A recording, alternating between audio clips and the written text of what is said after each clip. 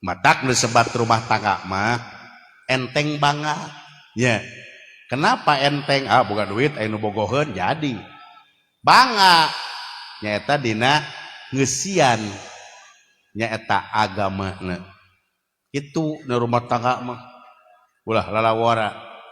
matak ieu ka murang kalih nu enggal nikah ngawawadiananya Mang Dalang maka hidep kasep Neng Neni ceprapa lamun seug hidep misalkan kata aya pabentrok paha beuda aya wae rumah tangga mah abdi wage tukang caramah aya we teh nya bentrok paha mah saeutak saeutik lamun teh mah heug nepi ka punung omat ulah punung ka inung bapak masing-masing tapi punung teh nyaeta kudu disilang lamun misalkan Neng Neni punung nya mudah-mudahan ge henteu Neng Neni mah punung teh kudu nyaeta ka Bapak Yaya sareng ka ibu Lamtika lamun ceprapa punung wayahna kudu ka Payayan sareng ka Mamah Oon dihilikeun punung teh sabab naon ngaran-ngaran inung jeung bapak Pak ieu mah da kajadian abi mah carita nama budak teh balik ngagenggeui nya bari jeung peuting-peuting kaayaan ngagaralang dina pipi nya bari kana ojek teu mayar da sidik meureun rusuh ma ya naon eta suara si nyai ya di luar banyak jika tuh bukakeun pantona borong dibuka teh nya anakna kunaon nyai maneh wayah kieu jeung samana salaki maneh bapak ma disangka geuning rumah tangga teh kieu abdi mah ku apanya ku macan pernah ditampiling can pernah dikepret can pernah didegungkeun sirah tapi hari ku salaki abdi ngalaman nyeri hati kumata indung bapakna buringas Pak ningali kitu mah sok ka jero kunaon maneh ieu nepi ka ngagaralang ieu pipi dicabok ku si Aa lain si Aa dicabok ku si goblok baheula mah engkang pan keur pasea mah goblok nya baheula mah yayang pan keur pasea mah naon tah anjing sok keur pasea mah pamajikan ngomong wae gandeng si anjing ka pamajikan keur pasea mah sok baheula mah nya atos atuh ayang ndah baheula mah nya kunaon nyai teh bapak abdi teh geus teu kuat rumah tangga jeung si goblok teh teu kupok-lipok deui padahal ngaranna mah alus Aman Sasmita goblok ya alus wah dagang nasgor hareupeun eta Al Ihsan sok ngamera deui gaduh YouTube na ge Aman Sasmita mah dalang ajang sukmana unggul na YouTube na teh kunaon atuh nyai teh kumaha ditampiling ku si goblok petapok-lipok deui ka Aman ieu ampun goblok halo ari ngaran inung jeung bapak da nyaah atuh kana jadi anak kumaha teh ceuk bapakna ceuk inungna pang-pangna mah inung tah dadah teuing geulis maneh teh ieu patut teu nganyuk rupa teu menta keun bae nges isuk mah urang menta diserahkeun teh ka si koplok naon da disangsara imah san gablek nges keun bae daripada dikakaya kieu mah ku aing geura isuk mun ka dieu nah kabere-bere ting ka anak aing teh kepanggih mah ku aing disurilam muga minantu kitu mah panas suasana panas kenapa lantaran nyaah ningali anak teraniaya ya bari teu ditanya naon masalahna heula keun masalah tapak nampiling mah ieu masalahna awalna naon rata-rata kolot teu bijaksana anu bijaksana mah datang tadi tanya nya kunaon nyai naon masalahna kumaha mimitina bisi anak urang nu salah da mah aya haseup pun eueuh seuneu matak ditampiling ge meureunana matak dicakar kitu ge aya masalah naon ieu bisi anak urang salah disasar heula nu bijaksana mah tapi rata-rata nu teu bijaksana mah kitu nya tungtungna kumaha leungit pangharepan rek nuluykeun rumah tangga nu lalaki sarua punungna ka indungna jeung ka bapakna subuh-subuh geus datang waktu janari petrok panto ma muga banto ma naon dedengean teh sora si aman cenah cek bukakeun pantona eta ieu zaman ya kieu teh atara moal kitu ngalindur kitu ma buka panto ma ieu ujang ma dibukakeun teh panto naon mana teh geuningan aman subuh-subuh tara-tara ti sasari ka mana pamajikan maneh jeung naon maka jeung mawa gemolan sagala kawas si gemol maneh mah pan katelah pan sok punung masih gemol ya ma ayeuna mah sono bogo geus kalakon lala wirang geus kasorang geus kalaksanakeun ma kasih koplok teh kasih koplok nyebutna ge ka majikanna kasih gumelis kasih kurang ajar teh si cekekeun jurig si bentereun kuludug teh kasaha maneh teh nya ka pamajikan mah wani jeung nyakar sagala cuman taka campelak di banyur teh mah tinggalikeun tuh di leob tuh di baledog tuh mah tinggalikeun ku mangkok geus kan bae tong seurik nah ada lalaki nah maneh teh ngeunteung tuh enteung gede patut teu nganyuk rupa teu menta nah ukut jelema campelak neangan loba urang sawah berage sarolehah jeung gareulis daekeun dikawin ku dalang barana wingkol kadinya tuh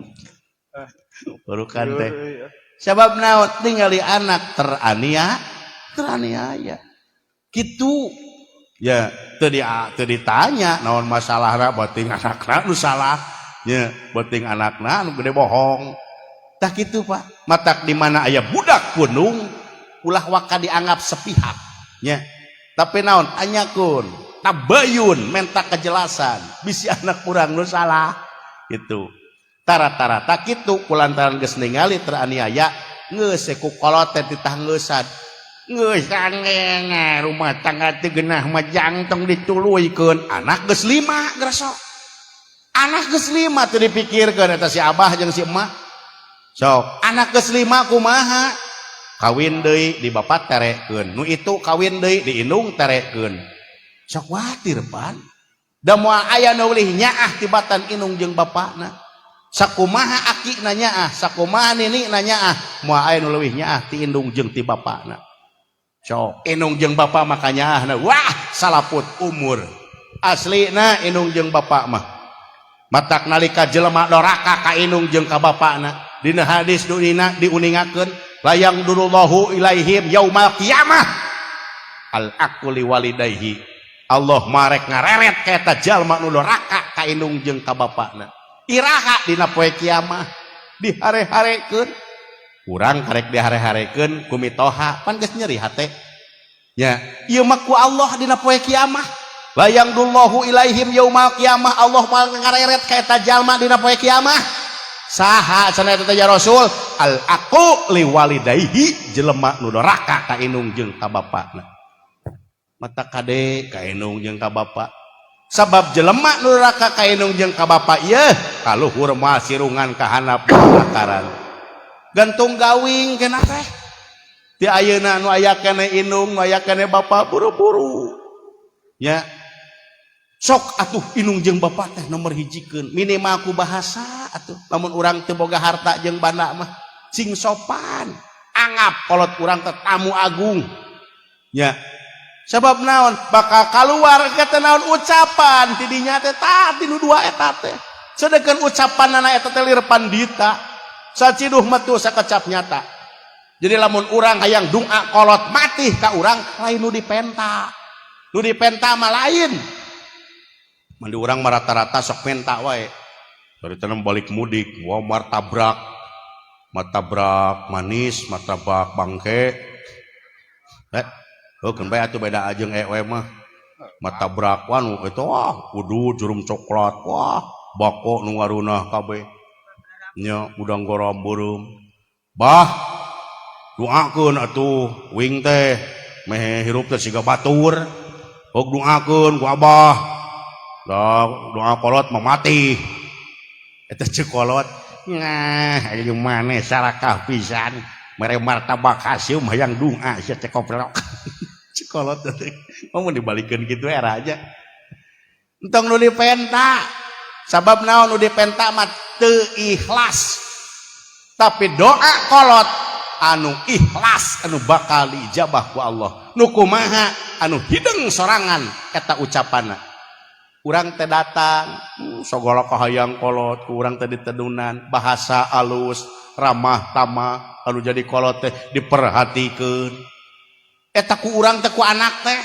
ceuk kolot bari teu menta didoakeun budakna teh teu kan diperhatikeun kolotna teh. Dimimiti bajuna kasehatanana dahar sagarupana teh diperhatikeun eta kolot. Ceuk eta kolot alhamdulillah boga budak teh soleh jang iraha maneh hideung ka Bandung teh enjing Abah didoakeun ku Abahnya didoakeun cing jadi jelema deudeuhan cing jadi jelema welasan cing jadi jelema asihan ku Abah nya maneh cing barokah dina hirup jang tuh doana ge kolot mah apan kolot nu salah ngadoakeun teh lain kitu dibalik. Pak abdi rek ka Jakarta digawe jang didoakeun ku Abah cing loba nu mika deudeuh cing loba nu mika welas jeung cing loba nu mika asih eta doa ciga bener padahal eta teh tah jadi baramain sok bayangin lepat ece ngadoa kitu kanu jadi anak teh di urang mah budak teh kitu geunya didoakeun nya ku emak hidap kasep sing loba nu mika deudeuh sing loba nu mika welas sing loba nu mika asih. Eta teh sarojeng titah jadi baramain. Ari kanu baramain kumaha? Welasnya, karunya, deudeuhnya, deudeuh teuing eueuh sukuan. Deudeuh teuing watir. Asihnya sok watir. Tapi nu tadi doa nu saya mah kade bisa salah doa, pangna budak urang teh maju-maju teh beureun salah doa. Coba doa nu tadi, jungjang geura lumaku beral geura miang. Omat engke di ditu cing jadi jelema deudeuhan cing jadi jelema welasan cing jadi jelema asihan nitah beunghar eta mah jelema nu deudeuhan kumaha pas ngaliwat ningali nu baramain deudeuh teuing ya 50.000 pan deudeuhan berarti aya nu deudeuhan mah nu welasan nu asihan nyah teuing eta si emak hirup sorangan mak sareng saha sorangan ujang mama teh ieu kangge emak teh ieu beasa karung da welasan teh asihan teh berarti beunghar matak ngadoakeun kanu jadi anak mah kade ulah lepat indung saciduh metu bapa saucap nyata mun rek ngadoakeun tah eta kalimatna cing jadi jelema deudeuhan cing jadi jelema welasan jeung cing jadi jelema asihan.